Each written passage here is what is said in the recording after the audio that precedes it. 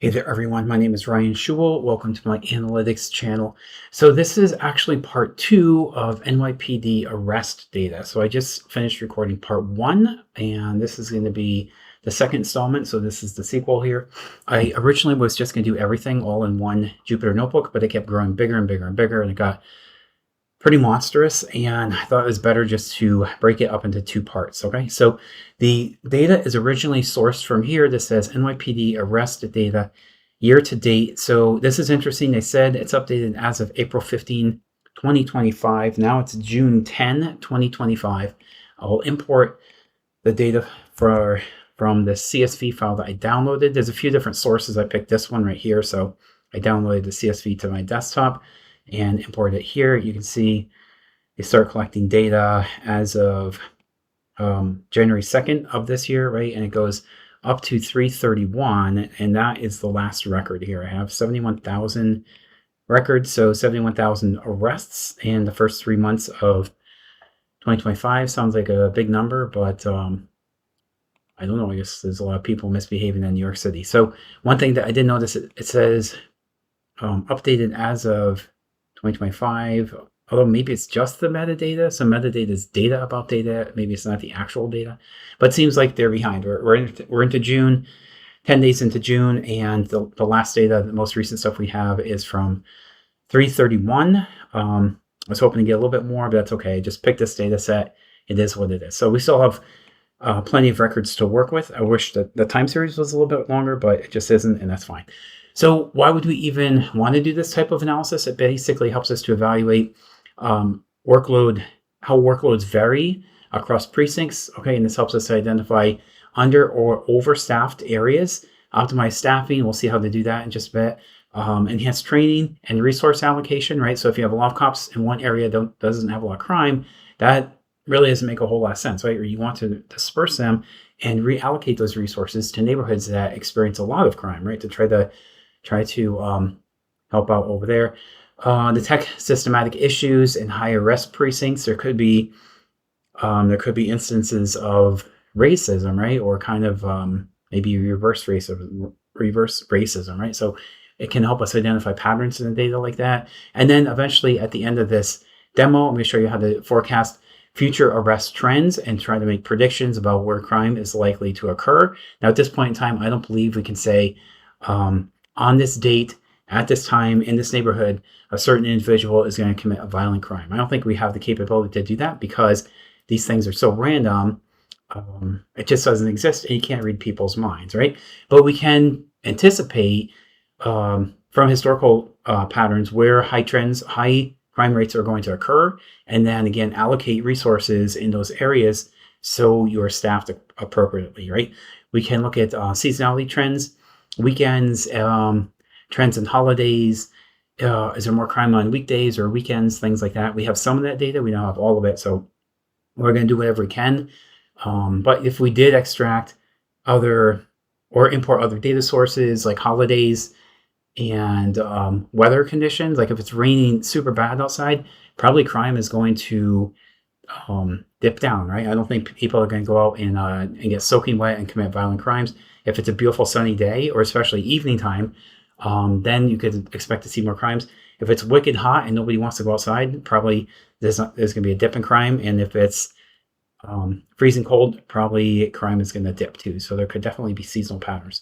Okay, so I imported the data right here. You can see the head and the tail. By default, you see the first 5 records. So that's what we see right here. And this is the tail. This is the last 5. So I want to make sure the arrest date is an actual date. Sometimes these come in as strings. So if you look at this should be a date. This is government data, so I don't know if that's going to be a date or a string. I'm going to force that to become a date, so I just did that.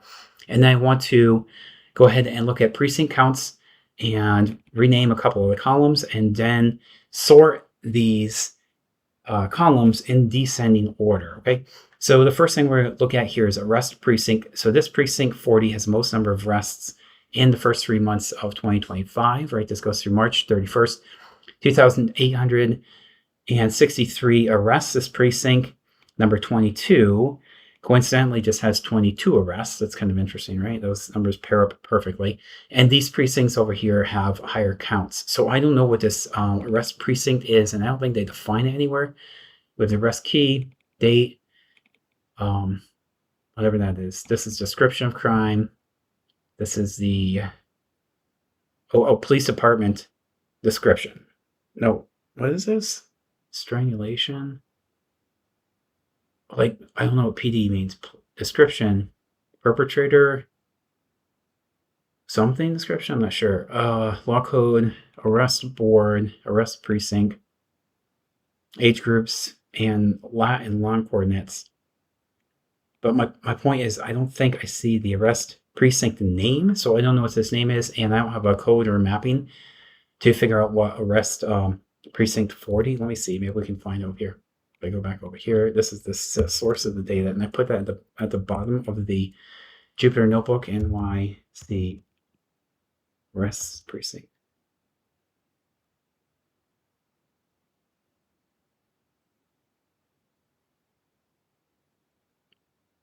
Let's see if it says 40th precinct. Okay, so I guess we could look these up. And what does it say here? Southernmost precinct in the borough of the Bronx.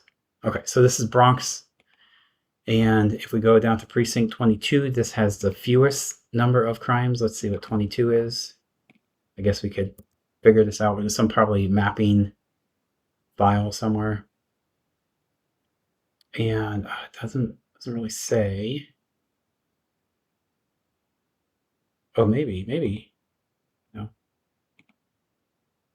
I don't know. There's some probably mapping file somewhere. These guys must have it. They must know what that is. I don't know what it is offhand. But you can see this is the highest number of counts, and this is the lowest. So that's pretty useful right here. We have the arrest date and then the arrest count. So the highest number of arrests were made on, what is this, March 12, 2025. So I looked this up. This is kind of funny, I think you'll get a kick out of this. This March 12th, 2025, I think it was a Wednesday. Let me go back in time a little bit. Yeah, that's what I thought. So this is a Wednesday, okay? So it's not a weekend day, not a Saturday or a Friday evening. Sundays, you'll see later, have the least number of crimes. I looked this up.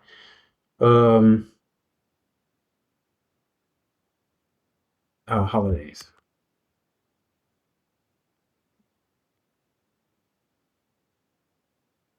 That was the date, right? March 12th, right? Did I get that? Okay. So here we have holidays for March 12th, 2025. So you have Girl Scout Day, National Alfred Hitchcock Day, National Baked Scallop Day, National Milky Way Day, National Plant Flower Day, National Working Mom Day, National Smoking Day in the UK, and Registered Dietitian Nutritionist Day, World Against Cyber Censorship, and On This Day in History, and so on and so forth. So that would be interesting. Why did we have the most number of crimes on a Wednesday with no specific like weather event or major holiday or anything? Like, I don't know. I can't explain that. That sounds bizarre. That sounds very weird. But that would be interesting to look into. And based on the data that we have over here, I don't think you can even do a causal analysis. I've got a couple videos on my channel about cause and effect, like what would cause the number of crime incidences to spike up on that day. I don't think we have the data that we really need. We can derive we have the date, of course, so we can get like the day of the week. That could be a Wednesday. That's not going to help us that much. If we had other things like maybe some kind of seasonal pattern, weather pattern, national holiday, that would kind of start to make sense. But why is this number so high in some random day? I guess one day has to be the number one, right? Like the highest number of crimes have to occur on one day. So I guess that's just it. But there's no rhyme or reason for that as far as I can tell. So this gets interesting: longitude, latitude, and then the arrest count. So at this specific area, we had a count of 424. So I did a reverse geo analysis. So reverse geocoding. This is when you take latitude, longitude, and you drive some kind of actual address or location from that. I'm not going to rerun it. This is totally free using this library. GeoPy is free. It's a little bit slow. It takes a few minutes to go to that website and extract everything and to build this data frame.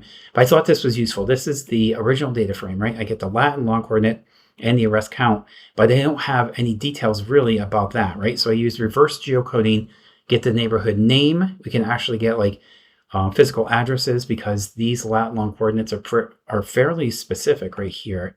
Let me look at one more thing here. What does...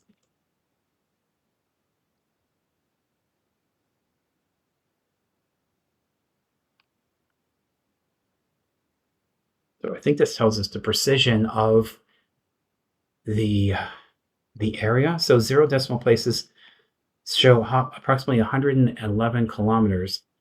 Good for identifying large regions or countries. 1 decimal place shows 11.1. 2 show 1.1. That's what I thought. I read this somewhere before. 3 decimal places show 111 meters. So as you get more and more details, you get more and more focused right on where the location is. So how many do we have here? 1, 2, 3, 4, 5, 6. So we have 6. It goes up more than that. I know that. I think it goes up. So now you get down to 11 centimeters. No, maybe that's the most precise you can get. 6 decimal places for the Latin one. And this takes us down to 11 centimeters. So right now, this is very helpful. We have the neighborhood, and that's probably good enough. We can actually get down to 11 centimeters and get exactly where the crime occurred. So the exact address, the street name, the in front of which apartment building or which park or which intersection, if it's on the street or whatever. So we could derive that kind of detail. That could be another exercise, maybe for another day. Maybe I'll try to do that in a different video. But for now, we just have the neighborhood. I think this is good enough. So the highest crimes occurred in East New York. This one, we don't have the actual lat long coordinates. Let me see if Google can tell us. So let me see, Google.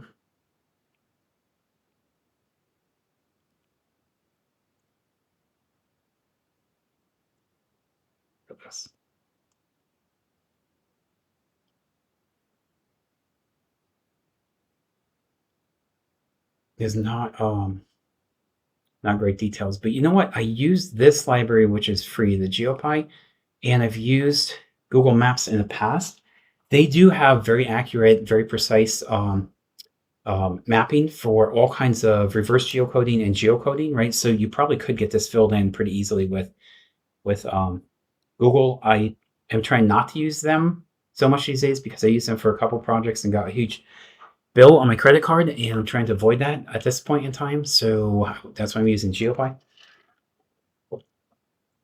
But if you wanted to invest a little money in this, I bet you could get the street name, the street address, or the road location, or the name of the park wherever these crimes occurred. But I think right now, neighborhood is good enough. It's definitely better than this right here. I can't tell where it is right here. I know these things. Garment District, none. Astoria has a lot. That's interesting.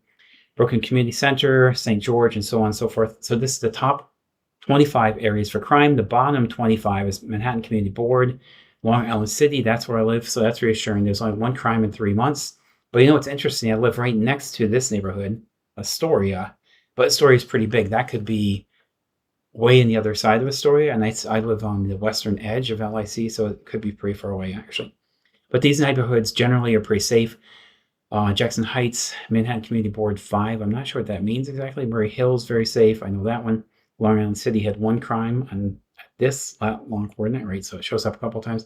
Jackson Heights shows up again, only 1 crime, and so on and so forth. So you can tell in these locations right here, you don't need a lot of police presence. In these locations, you have to staff up, right? Because there's a lot of stuff going down over here. So these guys gotta get involved and step up their game a little bit, for the police, I mean. So at this point, based on the crime counts and locations, we can do a few more things. We can optimize staffing. That's going to be the next goal here. Training, resource reallocation. That's what we're going to do in a minute. Identify high arrest zones and times, and arrest volume by precinct. We got kind of a peek into that before. So I'm going to go ahead and do the same technique I used before. I have the original data frame, so everything came into my DF. I like to abbreviate that just to keep it simple, and I have to type quite as much, right? So I'll spell it out. So that was the original data frame. Now, based on that, I'm going to group by arrest precinct and by arrest count. Okay, so I'm going to refresh that, and then I'm going to get hourly data from that and heat map sorted in descending order. So I have the arrest precinct, the arrest date, and then the count over here. Okay, so we can tell that precinct shows up again, right? Wasn't that the number 1? I think it was. If you go over here.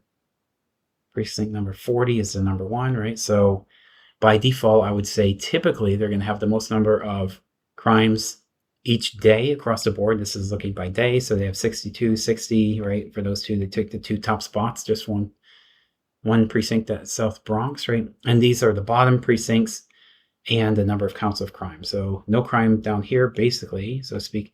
And these guys are overwhelmed with crime, right? So that's how we have to do the staffing. So let's look at arrest precinct and the top for all precinct in top precincts. So I'm looking at the top precinct now, right? So I'm getting my data frame, doing the value count, creating a temporary object here. This is another, actually this is a, this is a list. That's what I thought. So it's going to list and I'm looping through items in this list. This loop can be anything. I can call that I or whatever, right? And it's going to print out everything in the precinct. But this precinct name has to match that, right? So that is the list that holds everything. And this is our loop. So we're going to increment through that. I'm going to save the change. I was just showing you what that does right there. And let me get rid of that. So we have the top 44 offenses. So assault and related offenses, 260 total. So these are the types of offenses, right? The names or the categories. Vehicle and traffic law, felony assault, petty larceny, miscellaneous penal law, down to assault and related offenses. Just trying to look here. Top precinct, top offenses, and then offense precinct. Okay. Assault and related offenses.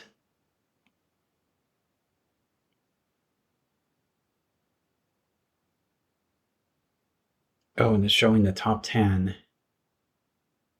I think, yeah, I think I should just fix it up. I think it's doing something that I didn't expect it to do.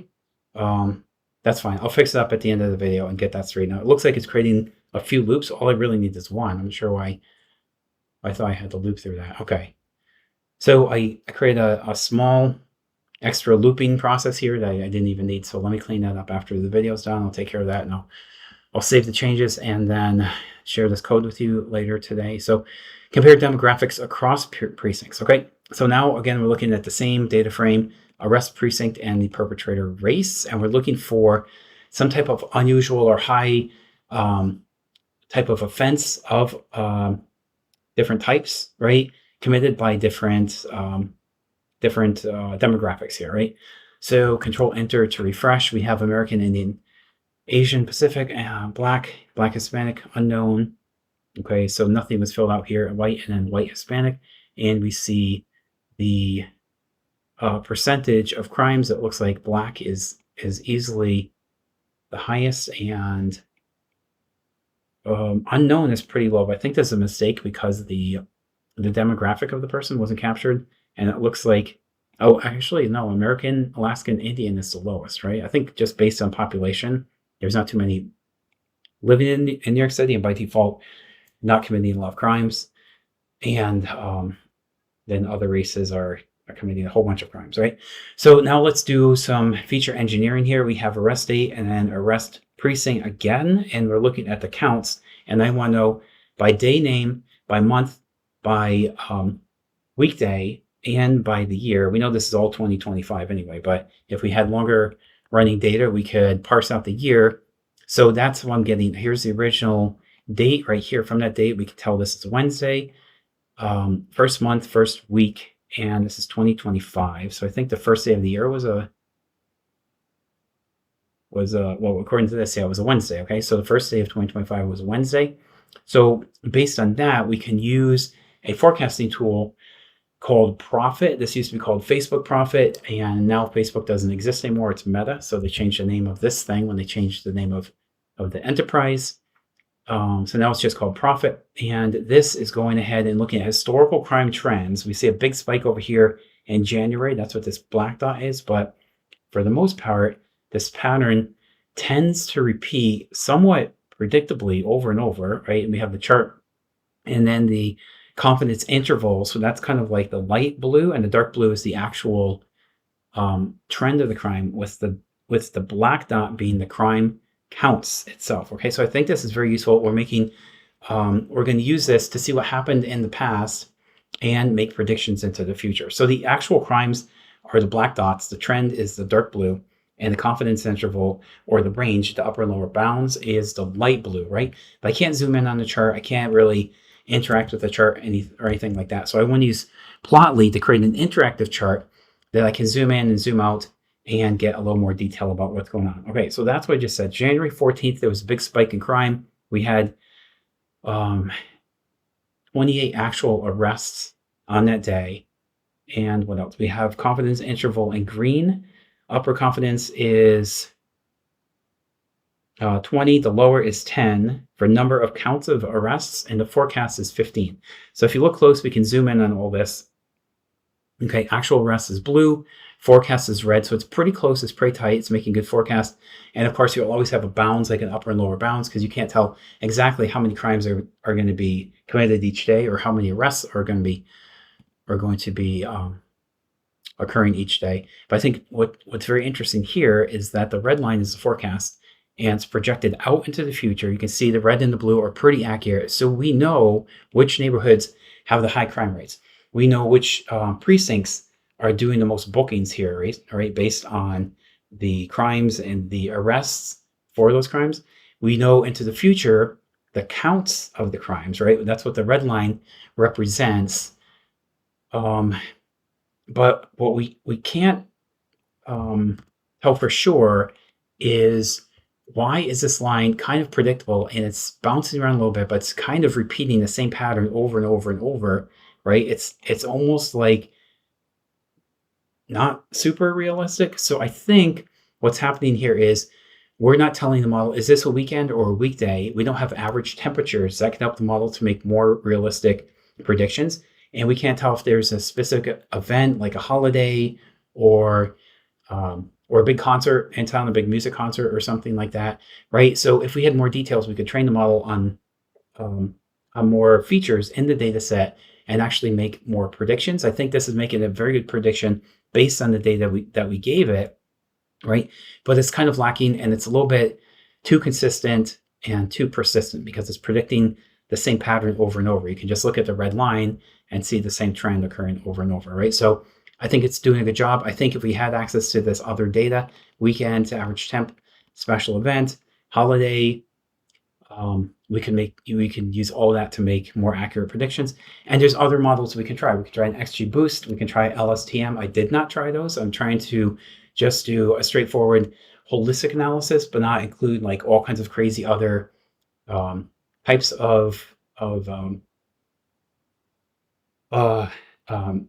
regression and LSTM as a time series model, right? Like I could test those. I want to keep it kind of like high level and just give you exposure to some ideas that we can try to implement, but it's not completely exhaustive, right? But again, I think this is a very good start, scratching the surface here. So here is a random forest classifier. I'm going to use this to try to make predictions about when a crime is going to occur, and then the trend, and then we're going to see these bounds again. So again, the green line over here is the upper and lower confidence interval. So for the most part, I think without exception, the counts of crimes, now a couple go beyond the confidence interval, but for the most part, the confidence interval says this is the upper, this is the lower. The counts of crimes will occur most likely right in between, right? I see blue going out just a little bit out of bounds right here, but for the most part, it stays within the bounds, right? But we can use the random forest classifier and profit to try to make predictions into the future about what the trends are going to be. So we know this for a fact. This is the past, right? Because the data goes from 1/1/25 to 3/31/25. So we know the past for sure. That's not super helpful. I mean, we need that to make predictions into the future, but we're not predicting the past. We already know what happened. What this is helping us do is making predictions into the next 30 days. We're going 30 days into the future. Let me see if I can see where I set that, or is that just by default? I'm looking over here. Let me see. I think it's by default. Oh no, there it is, 30. Okay, so looking at daily data, number of periods into the future is 30. So we're already into June 10, 2025. But the model doesn't know that, right? It thinks it's 3/31. That's when the data ended. So the ideal scenario is you capture data up until yesterday and make predictions into the next 30 days. What's going to happen from June 11, 2025 until July 11, 2025. That would be the ideal scenario. We don't have the data, right? This is government data. They're slow to collect it or report it or upload it to the system. So you just have to imagine, and today is like, I guess, April 1st, right? And we traveled back in time. So we're making predictions into all the days for April, right? So that's the trend right there. This is a lower upper bound. Oh wait, y hat is the movement. This is the DS is a date. Y hat is what we're predicting, right? That's the counts of crime. Then we have the lower trend, upper trend, Christmas Day. Yeah, not too many crimes on Christmas Day, thank goodness. Juneteenth, Labor Day, Martin Luther King, Memorial Day. Okay, so these are all the holidays, and that came from over here. I put from profit make holiday. So there are ways that you can get the model to make these predictions and kind of tease out some useful things, right? So this is built into profit automatically, so that's a nice feature. You can tell profit. I don't think it's going to know if there's a major concert in town, and I don't think it's going to know weather patterns. Is it very hot? Is it very cold, like that? But certainly profit could figure out, like, is this a weekend? Is this a weekday? Time of day? Things like that. It's going to know that. So that would be useful for making more accurate predictions for this red line over here, okay? And again, it's looking through the rest of April. We're going 30 days into the end of April because the model thinks that today is April 1st, right? So we're going 30 days into the future. And you have some very useful things over here with holidays, add the terms, weekly upper, lower crime rates, weekly and multiplicative terms. Not sure what that is. And then this is the final count prediction, okay, based on this date right here, okay? So that's helpful. Now, again, we have arrest dates, arrest precinct. Is violent crime or not? So this is basically a time series, right? Because we're looking at violent crimes occurring over time. So again, you can use some LSTM model, some type of, what else? What's a good, for our case, is probably LSTM would be the best. There's a few, ARIMA and SARIMA, but I don't think those would really apply in this case. That's a different type of time series analysis. I don't think that would necessarily apply to crime-related data, but for stock market price predictions, those are just totally different types of time series models. There's a whole bunch of them. I think there's like 7 or 8. Let me see.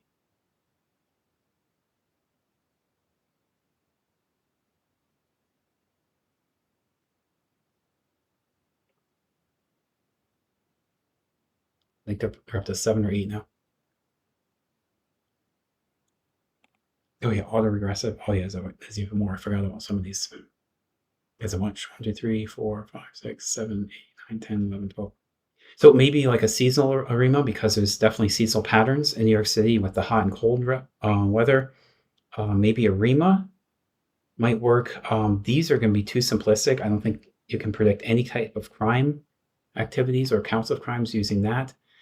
Maybe that could work. And I don't think this would work. No, I don't think either of these would work, actually. But there's other models that we could test too. So if you want to look at changes over time, is violence increasing? Is violence decreasing? What can we expect to happen next? That would be a good approach to test. And what else here? Okay, so here's a heat map based on frequencies of crime or counts of crime. We can look at violent arrest percentage by precinct and by day. And I want to make this, let me see, I want to make this a little bit bigger with I equals 1000. Okay, just so we can get like a little more detail over here. Okay, so it's making an assumption. It's just leaking a little bit into last year, but you saw the data basically started January 31st. January 1st of 2025, right? And it goes up into the end of March, and it kind of bleeds a little bit into this. I think it's giving us like a weekly date range. I think that's what it does, or a 2-week day range. You can see the percentage of violent crimes over time. These darker areas where there's more concern. So percent of violent arrests, 3.9. This could be a little bit higher, 4.6. This is going to be lower, 2.8, 0.028, so that's pretty low. There's 0 over there, 0, 0. So dark is bad, light is good, and we have this over time and by arrest precinct. And it's nice when you put the mouse over it, you have the details, the date range, so 12 to 18.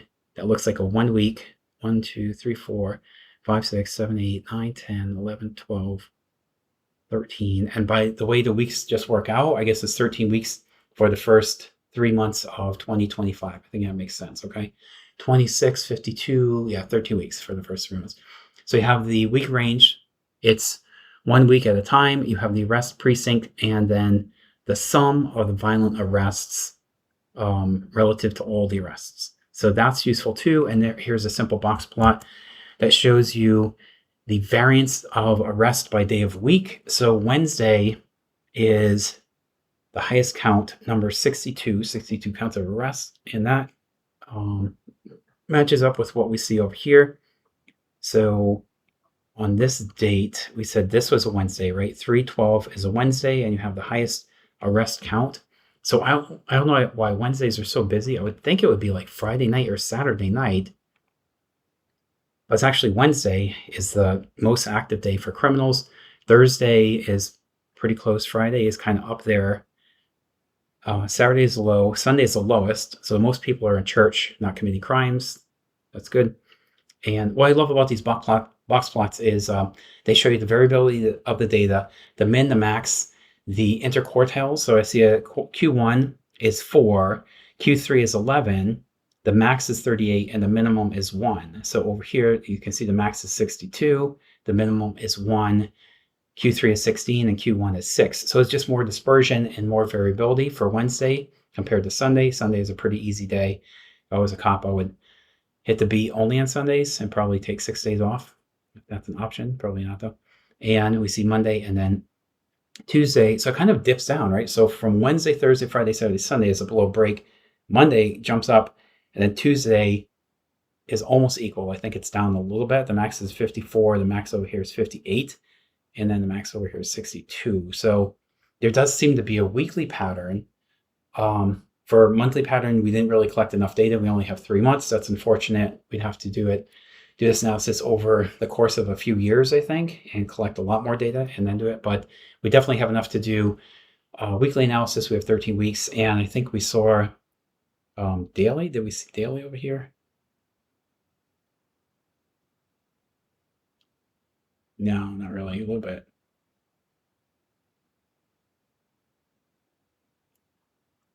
Well, we do have daily actually. That was the last IQR that I just did. We do have daily. Okay, I don't know what I was thinking of there.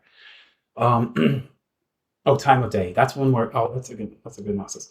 I'll change this just slightly to get to the time of day, and then I'm going to save the code here, and I'm going to post it with you guys later today. Hopefully, this was a good use of time. Hopefully, I showed you a bunch of different tools in Python and how to analyze New York City arrest data and get some good insights and actually make some forecasts into the future based on historical arrests.